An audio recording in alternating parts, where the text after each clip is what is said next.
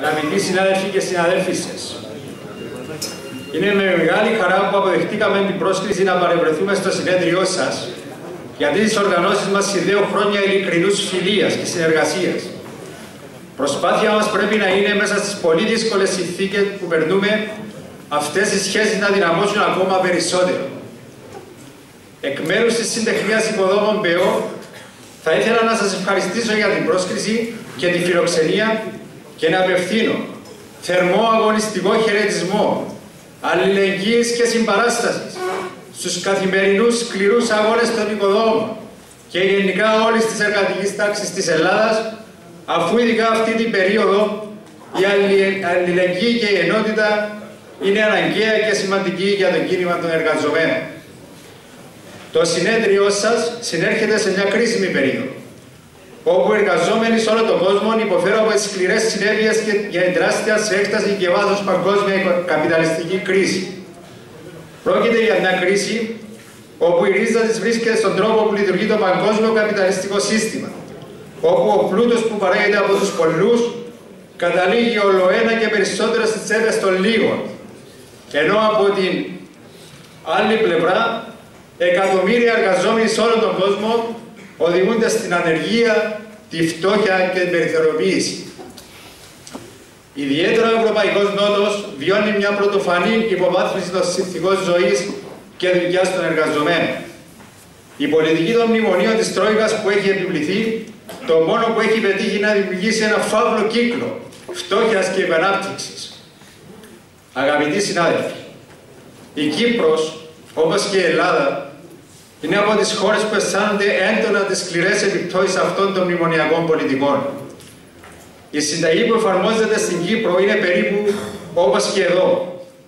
Η συμφωνία στο Eurogroup για κούρεμα καταθέσεων αποτέλεσε φοβερό πλήγμα στην κυπριακή οικονομία και προκάλεσε σοκ στην κοινωνία. Ακολούθησαν περικοπές κοινωνικών παροχών, μισθών και ωφελημάτων, ξεπούλημα δημόσιου πλούτου, απορρίθμιση εργασιακών σχέσεων, στο όνομα της ελεύθερης αγοράς, φιλελευθεροποίηση των πάντων, ξύλωμα του κοινωνικού κράτους και πολλά άλλα. Δυστυχώς για τους εργαζόμενους της Κύπρου, στην κυβέρνηση βρίσκεται η δεξιά, που όχι μόνο δεν αντιδρά και δεν αντιστέκεται σε αυτές τις πολιτικές, αλλά αντιθέτως ευθυγραμμίζεται πλήρως και πολλές φορές ξεπερνά την Τρόικα, σε προσήλωση στις νεοφιλελεύθερες πολιτικές, εγκλωβίζοντας τη χώρα μας και τον λαό της Κύπρου σε συνθήκες φτώχειας και πολιτικής και οικονομικής εξάρτησης. Η εφαρμογή των πολιτικών ακραίας λιτότητας έχει επιφέρει τραγικές συνέπειες και στους κλάδους των κατασκευών, αφού έχει σταματήσει οποιαδήποτε ανάπτυξη, με αποτέλεσμα η ανεργία συνεχώς να αυξάνεται και χιλιάδες εργαζόμενοι του κλάδου να βρίσκονται στον κατάλογο της ανεργίας. Το 50% των εργαζομένων στις οικοδομές είναι σήμερα μακροχρόνια άνεργοι, χωρίς καμία προοπτική εργοδότησής τους, ενώ αρκετοί συνάδελφοί μας τράβηξαν τον δρόμο της ξενιτιάς για επιβίωση. Η οργάνωσή μας βρίσκεται έμπρακτα δίπλα από τους άνεργους οικοδόμους, επί καθημερινής βάσεως, και μέσα από κινητοποιήσεις ασκείται πίεση προς την κυβέρνηση για ανάπτυξη που θα δημιουργήσει θέσεις εργασίας. Ένα άλλο σοβαρό πρόβλημα που έχουμε μπροστά μας είναι οι μεγάλες παραβιάσεις που γίνονται στην εφαρμογή των συλλογικών συμβάσεων και της εργατικής νομοθεσίας.